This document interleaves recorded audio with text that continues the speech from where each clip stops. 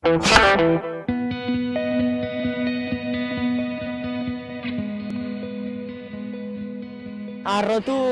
Iruñako LGTB zerbitzua da, Katalin Gorri elkarteak kudeatzen duena, eta ja 3 urte eta erdi daramatza lanean.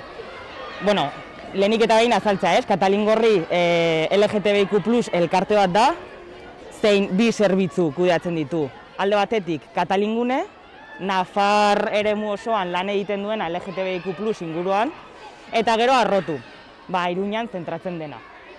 Eta, Arrotun ematen diren zerbitzuak, parte hartze zerbitzua eta asesoria juridiko eta sexologikoak dira.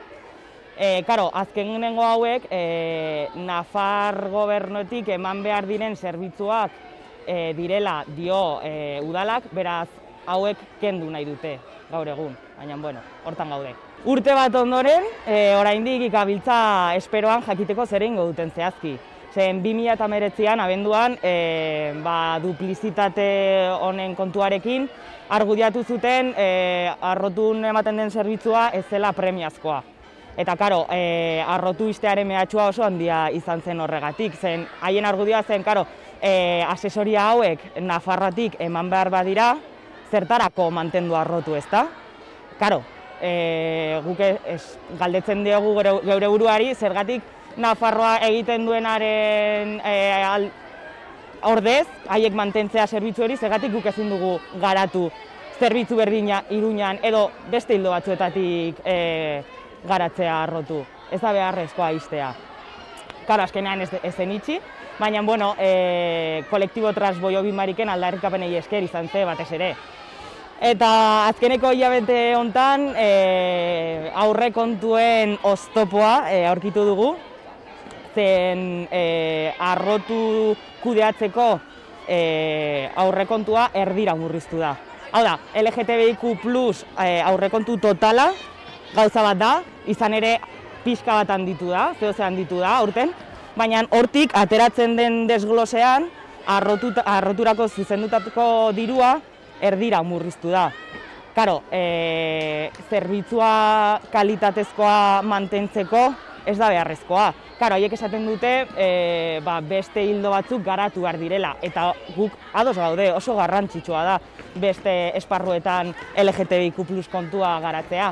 Baina ez dezatela kendu jada martxan dagoen zerbitzu batengatik. Zen azkenean Arrotutik kentzen badute aurrekontu hori, asesoriak edo dana kalitatea galduko du, gutxinaka hiltzen joango da, eta LGTBIQ+ kolektiboaren ikusgarritasuna ere galduko da. Badakigu egoera pixka bat delikatu eta arraro batean gaudela, ez dugu gehiagorik eskatzen, dagoenari eustea baizik. Horrela Arrotuk aurrera eraman behar dituen zerbitzu minimoak mantendu ahal izateko. Oraindik asko geratzen da lantzeko, izan ere oraindik pertsona askok identitatea eta orientazioa nahasten dute. Eta, sexuaren begirada oraindik oso murriztua, oso itxia da. Azkenean, moralzar horren kutsua oraindik motxilan daramatzagu. Eta, dibertsitate berriak sortzen dira, errealitate berriak sortzen dira, eta hauek ulertu ahal izateko eguneratze prozesu bat suposatzen du. Eta pertsona batek ez badauka bere inguruan LGTBIQ+ pertsonaien bat edo ez badago zerbitzurik hori asaltzeko edo adierazteko, nola lortuko dugu begirada hori aldatzea, ez? Hausnarketa hori egitea. Arrotuarekiko erronkak, esan dudan moduan zerbitzua minimo batzuetan mantentzea, murrizketarik ez egotea, ikusgarritasuna ez galtzea, eta hiltzen sustea.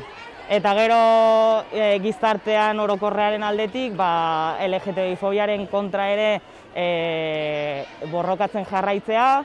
Eta gizartean orokorrean hori dibertsitatearen informazio gehiago zehatzagoa eta kalitatezkoa izatea, zen azken finean denok izan behar dugu leku bat Iruña hontan. Guk urte bat baino gehiago daramatzagu borrokan, eta arrotu murriztu edo ixtearen mehatxuaren inean guk borrokatzen jarraituko dugu. Zen hiriak zerbitzu bat merezi du, zerbitzu honek merezi du.